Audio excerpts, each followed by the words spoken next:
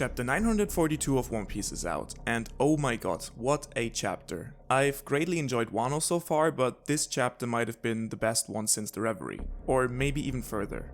Tension, tragedy, emotions, information, and a great art style, this chapter had it all. I'm honestly not even mad that there is another break next week. This chapter can truly stand on its own. We expected to see the great beginning of the breakout this chapter, but what we got instead was even better. There's so much to unpack here, but let's just start right from the beginning.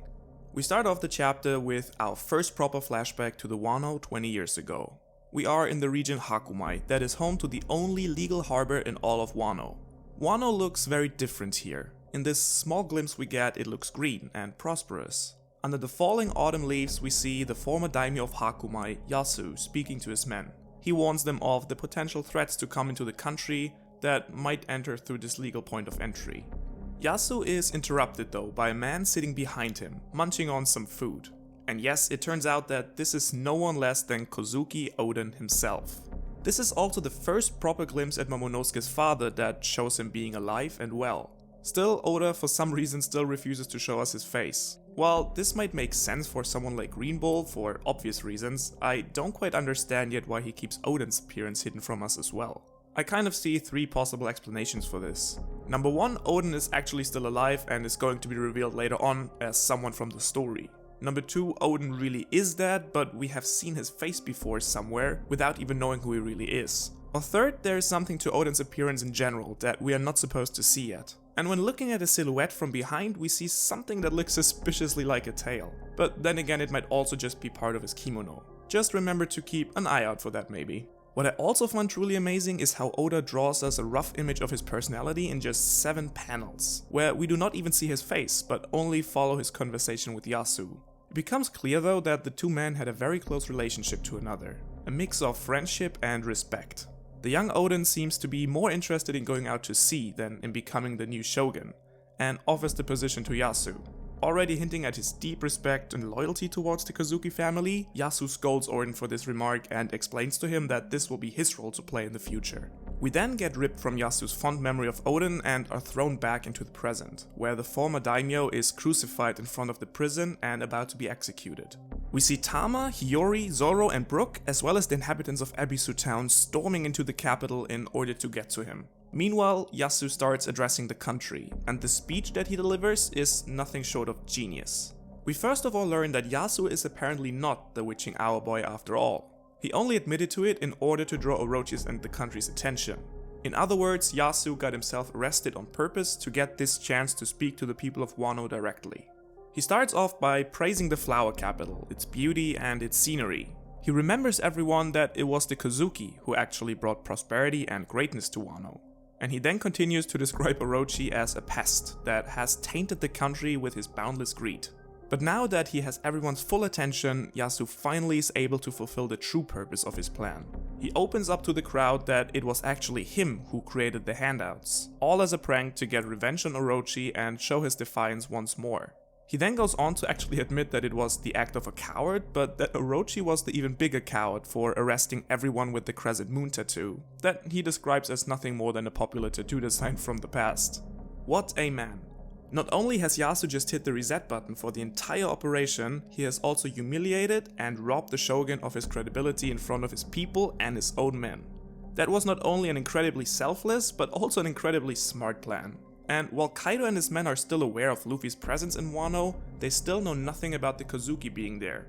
Next on, we get some more great information from Yasuie about the past.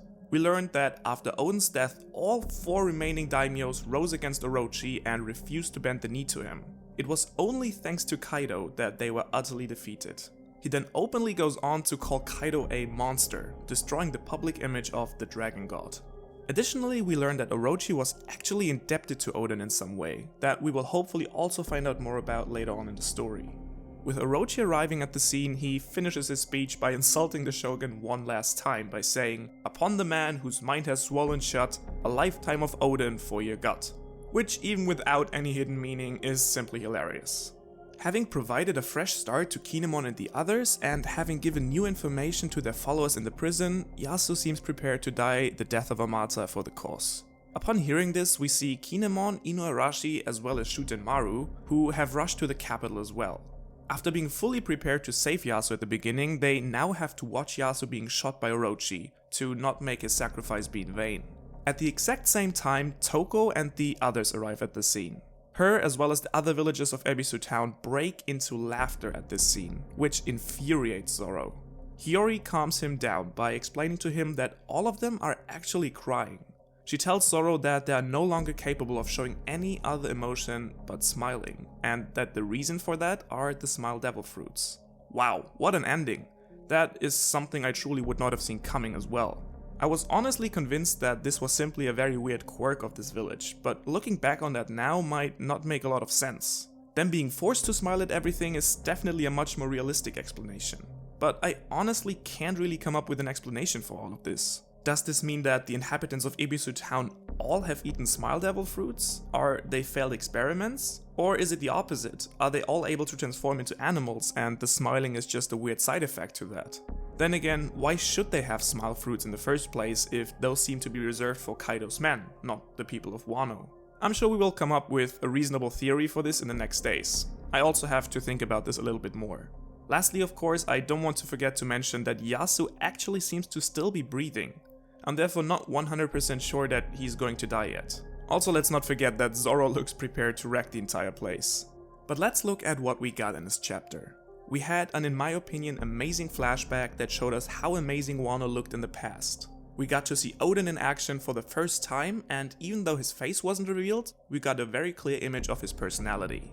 We also saw the close relationship he had with Yasuo, as well as the deep respect for the Kozuki clan around Wano. We learned that Yasuo actually got himself captured on purpose in order to sacrifice himself for the rebellion.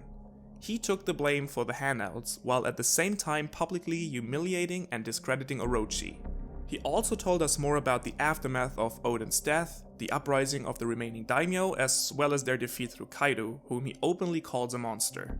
We also had to see Yasuo being shot by Orochi, as well as everyone's reaction to this apparent death. And we learned the surprising secret behind the everlasting inhabitants of Ebisu Town, the Smile Devil fruits. Now, what to say guys, this was one of the best One Piece chapters I've read in a while, and that says something, because I've really enjoyed this arc so far anyway.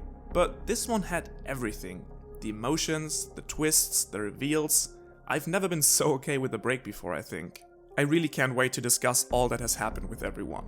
I'm curious to see the secrets behind the smiles, I want to see what Zoro does next, and I wonder if Yasuo is actually going to die. And so much more. I also want to take the chance to say thank you for everyone who supports this channel. The last week has been really amazing.